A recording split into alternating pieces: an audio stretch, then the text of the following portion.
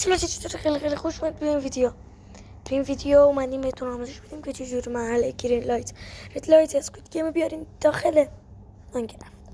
اول همه بازار نصب میکنید، میزنید مود ماینکرافت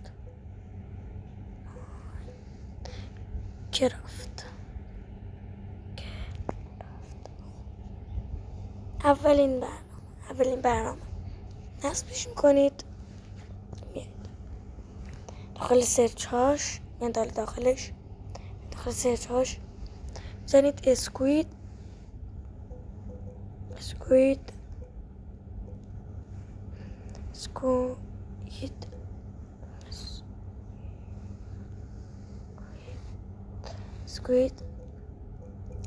گیم، میزنید اسکوید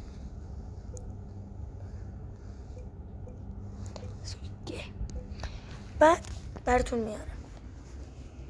دومین این رو میزنید و چون مرحله پل شیشه هم هست که اولیه میتونید بزنید و بازی کنید. و این دومین میزنید یه بار و نصبش میکنید و بازی میکنید. مرسی تا اینجای ویدیو با ما همراه بودید.